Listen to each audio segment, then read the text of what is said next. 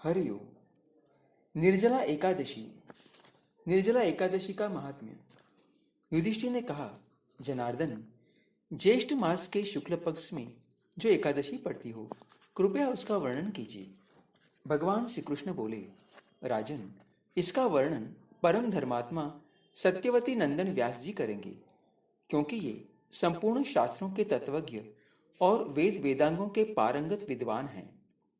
तब वेदव्यास जी कहने लगे, दोनों ही पक्षों की एकादशियों के दिन भोजन न करें। द्वादशी के दिन स्नान आदि से पवित्र हो फूलों से भगवान केशव की पूजा करें। फिर नित्य कर्म समाप्त होने के पश्चात पहले ब्राह्मणों को भोजन देकर अंत में स्वयं भोजन करें।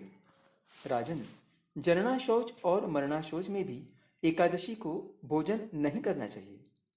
यह सुनकर भीमसेन बोले, परम बुद्धिमान पितामह, मेरी उत्तम बात सुनिए। राजा युधिष्ठिर, माता कुंती, द्रौपदी, अर्जुन, नकुल और सहदेव ये एकादशी को कभी भोजन नहीं करते तथा मुझसे भी हमेशा यही कहते हैं कि भीमसेन, तुम भी एकादशी को न खाया करो। किंतु मैं उन लोगों से यही कहता हूं कि मुझसे भूख नहीं सही जाएगी। भीमसेन की बात सुनकर व्यास जी ने कहा, यदि तुम्हें स्वर्गलोक की प्राप्ति अभीष्ट है और नरक को दूषित समझते हो, तो दोनों पक्षों की एकादशियों के दिन भोजन न करना। भीमसेन बोले, महाबुद्धिमान पितामह, मैं आपके सामने सच्ची बात कहता हूं। एक बार भोजन करके भी मुझसे व्रत नहीं किया जा सकता, फिर उपवास करके तो मैं रह ही कैसे सकता हूं। मेरे उदर में वृक नामक अग्नि सदा प्रज्वलित रहती है, अतः जब मैं बहुत अधिक खाता हूं तभी यह शांत होती है। इसलिए महामुने, मैं वर्ष भर में केवल एक ही उपवास कर सकता हूं, जिससे स्वर्ग की प्राप्ति सुलभ हो तथा जिसके करने से मैं कल्याण का भागी हो सकूं। ऐसा कोई एक व्रत निश्चय करके बताइए, मैं उसका यथोचित रूप से पालन करूंगा। व्यास जी ने कहा, भीम, ज्येष्ठ मास में सूर्य वृष राशि पर हो या मिथुन राशि पर, शुक्ल पक्ष में जो एकादशी हो उसका यत्नपूर्वक निर्जल व्रत करो। केवल कुल्ला या आचमन करने के लिए मुख में जल डाल सकते हो। उसको छोड़कर किसी प्रकार का जल विद्वान पुरुष मुख में न डाले, अन्यथा व्रत भंग हो जाता है। एकादशी को सूर्योदय से लेकर दूसरे दिन के सूर्योदय तक मनुष्य जल का त्याग करे तो यह व्रत पूर्ण होता है। तदनंतर द्वादशी को प्रभात काल में स्नान करके ब्राह्मणों को विधि पूर्वक जल और सुवर्ण का दान करे। इस प्रकार सब कार्य पूरा करके जितेंद्रिय पुरुष ब्राह्मणों के साथ भोजन करे। वर्ष भर में जितनी एकादशियां होती है, उन सब का फल निर्जला एकादशी के सेवन से मनुष्य प्राप्त कर लेता है, इसमें तनिक भी संदेह नहीं है।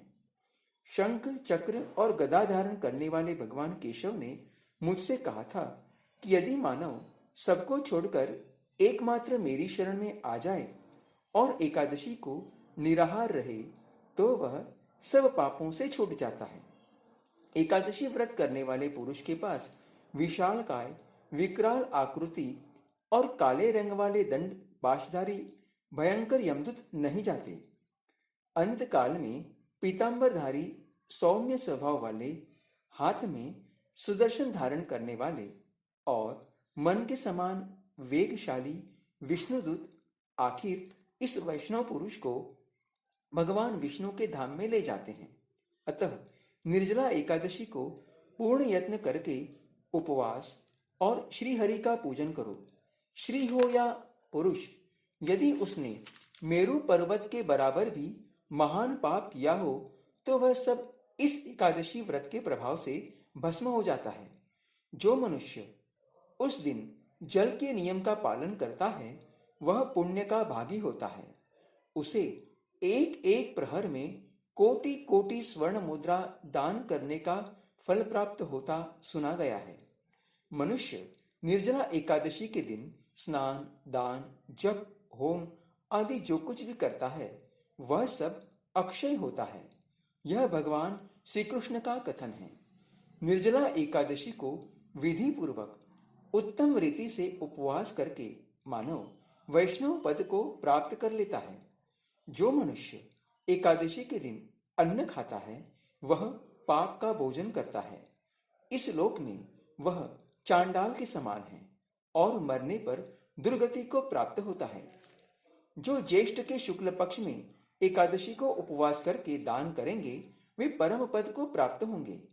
जिन्होंने एकादशी को उपवास किया है वे ब्रह्म हत्यारे, शराबी, चोर तथा गुरुद्रोही होने पर भी सब पातकों से मुक्त हो जाते हैं। कुंती नंदन, निर्जला एकादशी के दिन श्रद्धालु स्त्री पुरुषों के लिए जो विशेष दान और कर्तव्य विहित हैं उन्हें सुनो। उस दिन जल में शयन करने वाले भगवान विष्णु का पूजन और जलमयी धेनु का दान करना चाहिए अथवा प्रत्यक्ष धेनु या घृतमयी धेनु का दान उचित है। पर्याप्त दक्षिणा और भांति भांति के मिष्टानों द्वारा यत्न पूर्वक ब्राह्मणों को संतुष्ट करना चाहिए।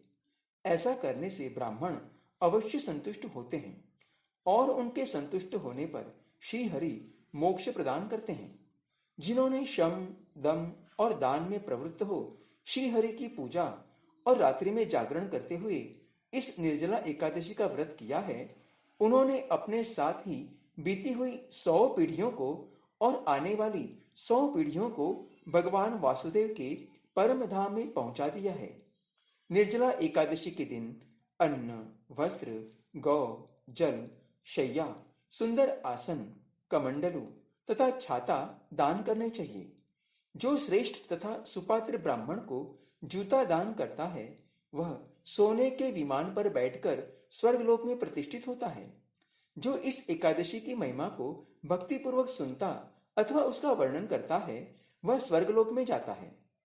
चतुर्दशी युक्त अमावस्या को सूर्य ग्रहण के समय श्राद्ध करके मनुष्य जिस फल को प्राप्त करता है वही फल इसके श्रवण से भी प्राप्त होता है। पहले दंत धावन करके यह नियम लेना चाहिए कि मैं भगवान केशव की प्रसन्नता के लिए एकादशी को निराहार रहकर आचमन के सिवा दूसरे जल का भी त्याग करूंगा। द्वादशी को देवेश्वर भगवान विष्णु का पूजन करना चाहिए। गंध, धूप, पुष्प और सुंदर वस्त्र से विधि पूर्वक पूजन करके जल के घड़े के दान का संकल्प करते हुए निम्नांकित मंत्र का उच्चारण करें। देव देव ऋषिकेश संसारार्णवतारक उदकुंभ प्रदानेन नयमा परमागतिम। अर्थात संसार सागर से तारने वाले हे देव देव ऋषिकेश, इस जल के घड़े का दान करने से आप मुझे परम गति की प्राप्ति कराइए। पद्म पुराण उत्तराखंड से। भीमसेन, ज्येष्ठ मास में शुक्ल पक्ष की जो शुभ एकादशी होती है उसका निर्जल व्रत करना चाहिए। उस दिन श्रेष्ठ ब्राह्मणों को शक्कर के साथ जल के घड़े दान करने चाहिए। ऐसा करने से मनुष्य भगवान विष्णु के समीप पहुंचकर आनंद का अनुभव करता है। तत्पश्चात द्वादशी को ब्राह्मण भोजन कराने के बाद स्वयं भोजन करे। जो इस प्रकार पूर्ण रूप से पापनाशिनी एकादशी का व्रत करता है वह सब पापों से मुक्त हो अनामय पद को प्राप्त होता है। यह सुनकर भीमसेन ने भी इस शुभ एकादशी का व्रत आरंभ कर दिया। तब से यह लोक में पांडव द्वादशी के नाम से विख्यात हुई।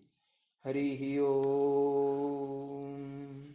ओम नमो नारायणाय। ओम नमो नारायणाय।